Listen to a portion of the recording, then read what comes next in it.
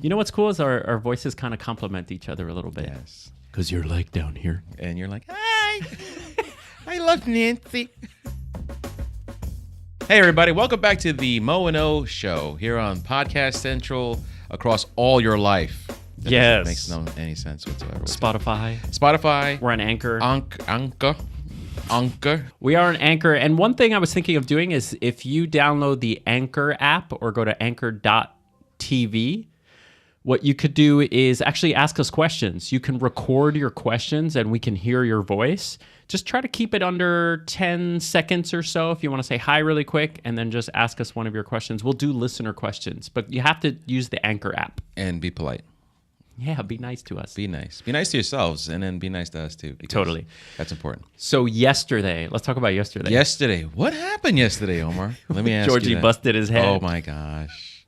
Back and to the left. Yeah, we're going to put that video here. Those of you seeing the video, one of our great friends, Georgie, whacked his head during the Muckfest, what is the Muckfest? So the Muckfest is an annual event that's held in different places across the country to raise money for the MS Society's research to combat MS, which, as you guys know, beat dead horse, I deal with. Yeah, totally. And thank you to all the people that donated to us, especially from my YouTube channel. People gave $5, $10. I got $50 from some people. It was great. I think it made a great difference. I think that your community was able to push us over $1,000, which was amazing, and very, very grateful for that. Yeah, totally.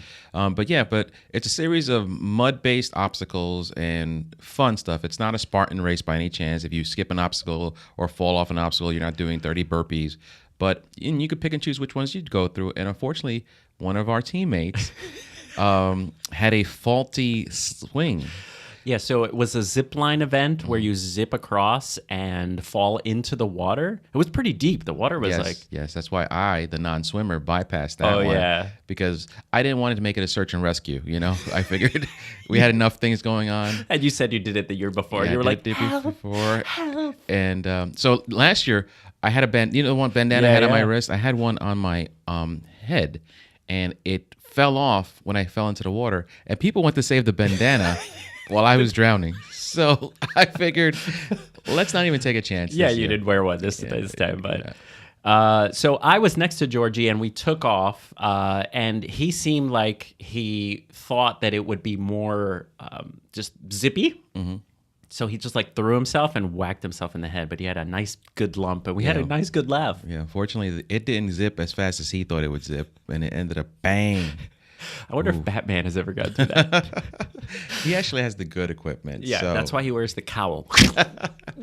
Never thought of that. Yeah. So that was fun. We raised money for MS, which was great, but we also hung out and had a really fun time jumping over events and getting really muddy. But one thing I wanted to talk about, like a little product, not sponsored by. Oh, nice. One of the things that allowed us to get great footage was an imitation GoPro. What's the name of it? Yi, the Yi 4K camera. And this little guy performed extremely well. Seeing the video after it's been done and edited, I agree that I couldn't believe that you got all that from that little box. I mean, I expected it from a GoPro, not from something you paid, $149? Yeah, it was like $149, 4K. And I also, before the event, I started doing a little vlogging in the car, and it was great for vlogging, which is amazing. This little thing you could put in your pocket. The microphone was decent enough. Yeah.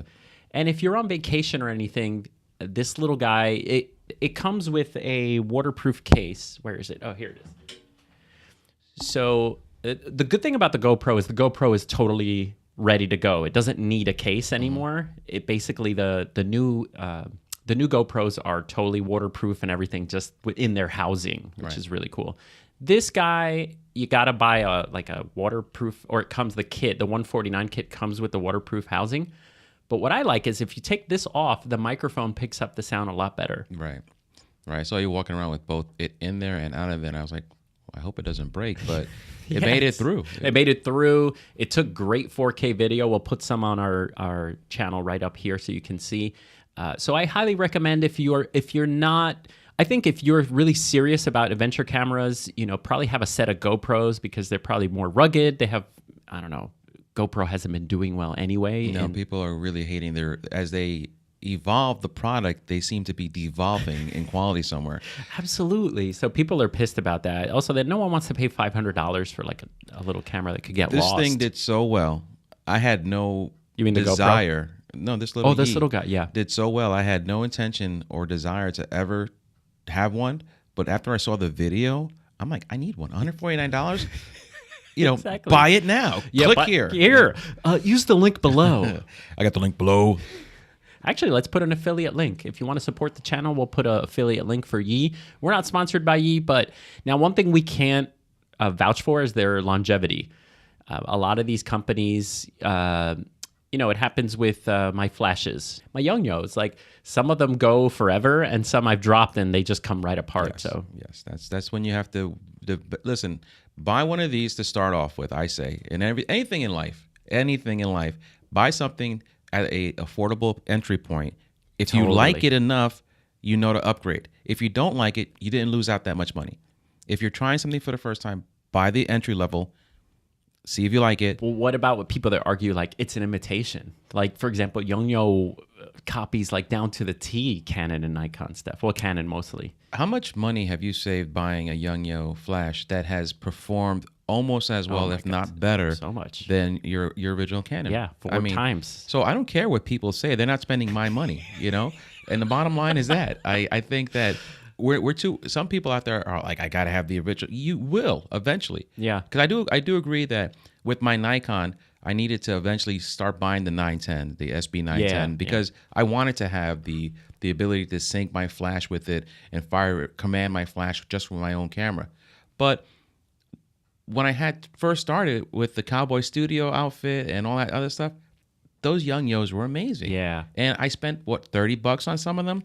$60 on the more high-tech Absolutely. versions? And I actually learned more from the Young-Yo because it was just a simple, hey, go up per power, right? There was no thirds, and it was just like 16, 32. Yeah, little dots going up. The little dots going up, not even a readout. It's like, hey, 4 dots. And that helps you actually in some events, right? You're able to see through the whatever you have it enclosed in. You can see the lights, and you can kind of guess where you're... Absolutely. You don't even need to look at the readout with those. So when I first started, I actually just like knew that 3 dots was, like where I would start off, and then 4 or 5, I would just give it 2 more dots. So it's funny. It's like some companies are so complicated with their readouts and this simple first Young-Yo, I think it was like the 400 series, was great. You know what? Let me ask you a question. Since we're talking about flashes, we took a left turn from the Muckfest thing and started talking about flashes. Whoa! I was gonna say flashes. I don't know why that syllable came out. Flash and muck. That's what it is. Yeah. So speaking of flashes, when you first started shooting, how long did it take you before you started incorporating not camera-based flash? Oh, you mean like off camera? Well, not necessarily off camera. Just when you bought the supplement, the flash, the speed light flash, an actual speed light. How long before you started that? Did you? Because Omar and I differ on lighting. Yes. 9 out of 10 times, I prefer a flat lit environment based on flash that I've created. Omar, based on his photos, you could tell he's a master at using natural light. So I went to flash as soon as I kind of, saw on YouTube somewhere that off-camera flash was going to work and getting a flash on top, bouncing it off this, that, and the other. So I went right to flash and I fell in love with that. But I know you were a natural light shooter for some time and you still are. So how long before you transitioned into using flash? So I used to do children's photography. And so think about flash with children's photography. So it started with... I am so sorry, my audiophile friends. I really am. I don't mean to beat this mic up. It's like this. I started with kids photography, and with kids, you can have lighting, but really, it's really hard to have a good flash setup with kids if you're trying to get like reactions out of the kids. So I'm such a goofball that I would like run around with the kids and like lay down on the ground, and they would like kick me and punch me, and I'd be like, hey, but they would be cracking up. And so I would get pictures of them having like the best time of their lives. Just imagine like you have to, excuse me, child, I need to position my light. Hold on, my flash is not pointing. My umbrella is facing the wrong direction now. If you have a model that is made up and she's ready to go, she's in a chair, you can completely, she understands the whole game. You have gear, you have setup, you can do test shots. So since I started with kids, flash went right out the window and it became more of a hobby. And so I don't know if you remember Dana's kids, like her daughter. Yes, She yes. was the first that I was like, listen, I want to try flash photography with kids. And also Georgie's son.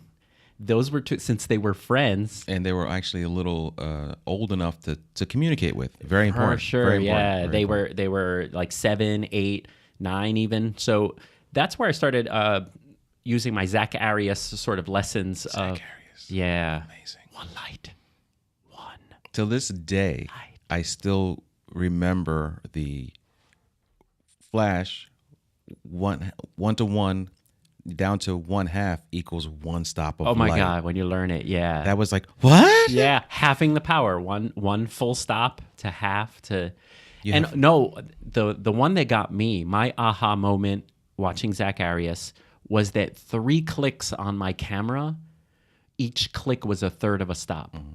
For the aperture, for the shutter speed, and for the flash. Like that was super aha. Like, wait, the clicks are da da da. And so I learned that 3 clicks on my camera were one stop if I wanted to go up one. So I was like 3 clicking everything. Right. So you Kinda going back to 3-click the Young Yo. down, 3-click up here. Yeah, going back to the Young Yo, that it was like one push for one stop. Once I learned that 3 clicks was one stop, that was like my aha Zach Arias moment. I think in my perspective, flash photography changed my life. I went from kind of liking what I was doing already to like, wow, Ben Grimes. You ever see Ben Joel Grimes? Grimes. Joel Grimes. So the way he uses his flashes, whether it's, speed lights or, his pro photos or whatever he does, he's just a master manipulator of light. Yeah, you know why? Tell me. He shoots, and I wish I could do this. He shoots so many personal jobs. I saw him speak once. He says he does his work, like his commercial work, but he sets aside like 50 personal, non-paying jobs to learn how to use his lights. That's amazing. That's what you have to do, but can you, Do you have that time? And I am setting something up soon with a fitness person just to play around with lights and actually some Fuji stuff. Maybe the Fuji XT20. Yeah. And I think there's less pressure too if you're doing personal stuff and the person's getting free pictures for their website. I still do that. Yeah, I still do that all the time. Not just because I don't take a job every weekend. I just try to take enough business. I have a full-time job, so I take enough business to help supplement some things. But I prefer to just go out and shoot, have fun. Yeah, have fun. So I shoot a lot of ladies. And it's for their fun, not mine. Easy, folks. and they get pictures. Then they get pictures out of it, and it just works out. So I practice everything on these, but I don't think I could set up 50. Yeah, I know. That's why he's the master. I mean, think about how busy he is, and 50 is a large number. Yeah, but he does his personal work will be practicing things that he's going to use commercially, so it makes sense. And one of his best light setups, those of you that don't know Joel Grimes, you can look him up. We'll link him up below, but he has a great composite sports look that he sort of made a sort of niche business. If someone wants like a grungy composite sports look for a magazine or anything or an ad, he's the guy to go to. He uses, do you know his lighting setup? Yes. All right, explain it. So it's basically 2 lights set off to the side of the target. Target acquired With grids, yeah. with grids, and they're not like at the side. They're just where the back end of the flashes are, right across the face. So it's pretty awesome. And he's got some other stuff going on behind here. We'll show you a quick diagram. Yeah. More work for Omar. I actually mimicked one of those shots, and here it is. Hopefully, Omar posted it up. Yeah, if you're listening to the audio, just go to the YouTube channel later. And this is one that I was trying to pay an homage to Joe Grimes because I was that was the week I saw it on YouTube. I'm like, wow, it's amazing. I Yes. got to do it right now. I'll add something to his setup. He has the 2 grids in the back, but he tries as close as possible to put a beauty dish. A beauty dish, like really right here. almost right at a camera. And he's like a little ninja in his little box taking the picture. Absolutely. You have to find him on YouTube and watch one of his videos. Your question was a great one of when I picked up Flash. So going back to Georgie and Dana, our friends, they allowed me to photograph the children and use speed lights. So all I had was one speed light, the Zach Arias method of one speed light and one umbrella. And the great thing about using an umbrella outdoors is if you use an umbrella indoors, it is a mess of like light everywhere.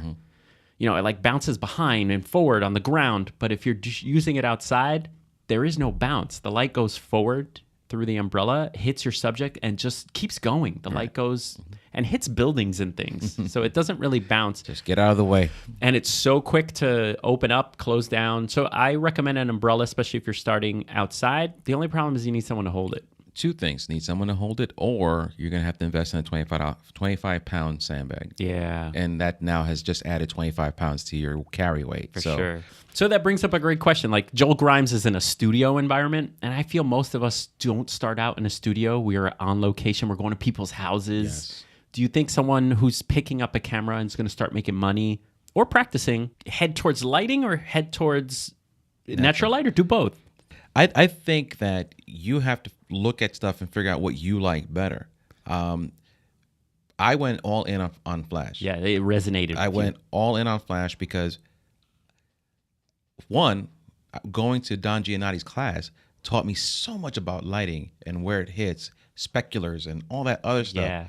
So it made my investment to Flash photography simple. I was all in, and I didn't start using natural light till recently. But there was times where you're going to be outdoors. You don't have the time to set up a flash because either you're shooting someplace where it's high traffic and you want to get in and out without people bothering you, or whether it's just a place where you really have no space outside to set up this kit. So it's very important to know both. So if you're going to be doing photography all types, I suggest investing in a very small, inexpensive flash speed light setup, some Young-Yos, a quick cowboy stand, and maybe an umbrella. And you can get an umbrella anywhere from $13 to $60, depending on what you want to invest in. But I think it's very important to have that because you want to try your hand in both. Omar can go out anywhere in the world and just take amazing photos with whatever he has available. I can too, in a lot more takes. Yeah.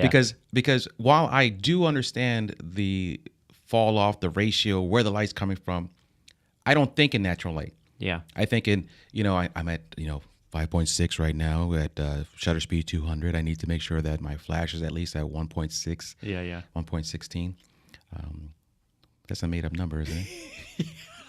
1/16. 1/16. Yeah. And, something like that. Like whatever it is, I think flash, ratio, shutter, aperture. Omar thinks aperture, light. Yes. So I was going to say that if someone is for me, again, I love your point of like that whatever style resonates with you. What the hell is that? I just want to rub my beard on this thing, but it won't let me. Anyway, okay. So I was going to say just whatever style resonates with you. So I use flash. However, I want to make it look as natural light as possible, as natural light as possible, if that makes sense. It sure did. Words are awesome. God, we can't speak. I'm shooting mostly teens. We only have about 45 minutes with 3 outfit changes. And I try to throw at least one lighting setup in there with lights. But believe it or not, the kids come in nervous. We have a warm-up period of like only about 15 minutes really quick to get them hustling and moving. And so natural light and bouncing with reflectors gives me the look that I like. Especially if I'm shooting with my 50 Sigma 1.4, you got a dreamy background, you have beautiful soft light, and in post, I give it my look. For portraits, people love it. I love it. It's quick. I get more out of the subjects. So instead of messing with lights, because again, I'm kind of still working with kids, even though they're 12, 13, 14, they grow impatient after 30 minutes. If I was They can't check their cell phone. They have to see what's going on, and you're slowing that down. Totally. Snapchat. But see, on the other hand, I work with the opposite. I work with adults, usually male, mostly female models, and they're there to optimize how great they look. They know what look you're going for. They know that you use lights. Absolutely. So they understand when I said, hey, I got to reset my lights. It's going to take about a minute and a half, so they're not thrown off by that. They understand that that's part of the what they came in for. So I was going to say that some photographers call themselves natural light photographers. I feel there's like 2 categories of photographers that do that. One that actually, like me, love the look of natural light flat out and can work with flash, and I feel there's others that don't even want to touch flashes. Right, they're either afraid of them or they just.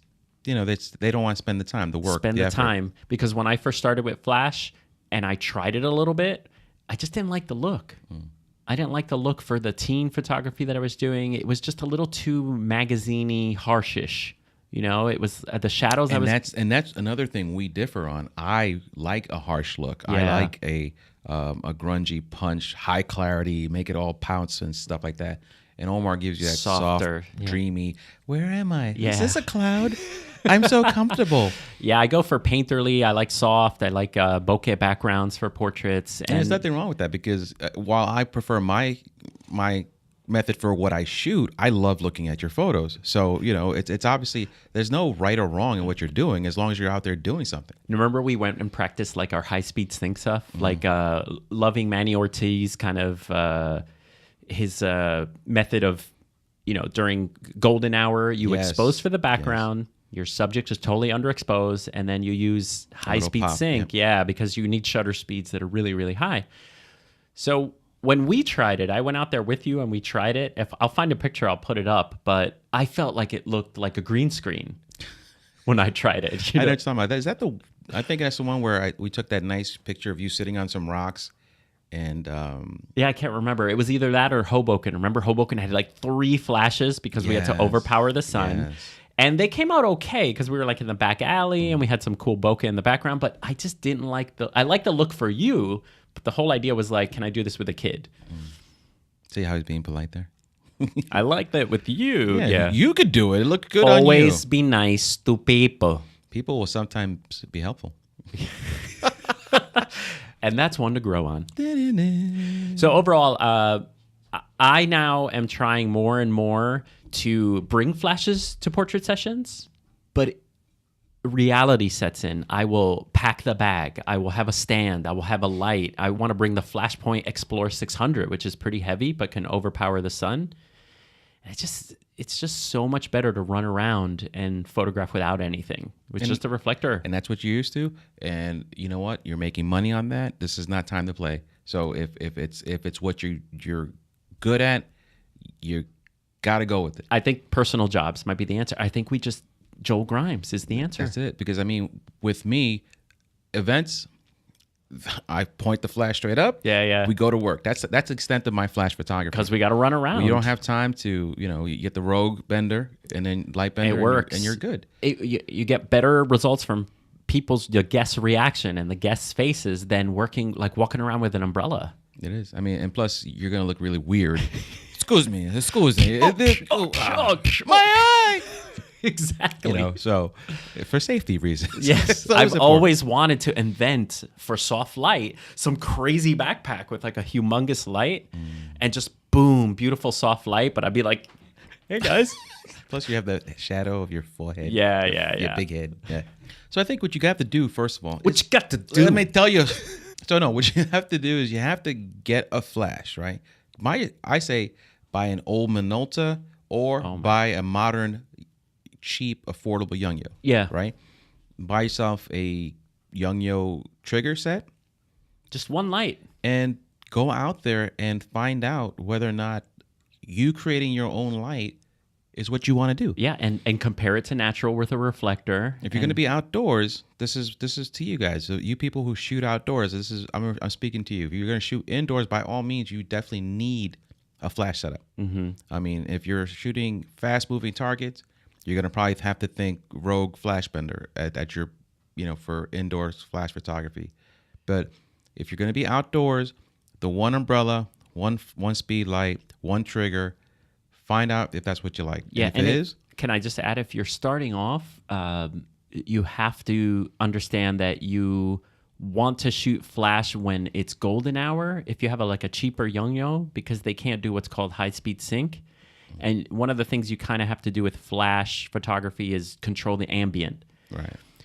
If you're going to be shooting at 1 p.m. in the afternoon, you're going to need a flash that really your shutter speeds can be up higher to lower the ambient. And usually those are flashes that are either on the high expensive end of the third market or one of your brand's specific flagship model flashes, the SB910. The Canon, 600EX yeah, too. so, but some of them are too small to even overpower the sun. You need 2 of them. So yeah, so you you have questions about when and where, put something in the comments. We'll be more than happy to answer them. And go to the Anchor app. I was going to say, go to the Anchor app and ask us your Flash questions. If we'll do some in the next episode. Just record. Try to keep it under 20 seconds so that we can keep things moving. And that was a great time, buddy. Oh, awesome. I love talking light with you. Awesome. You know why? Because it's enlightening. Knee slapper. Oh, he left me hanging.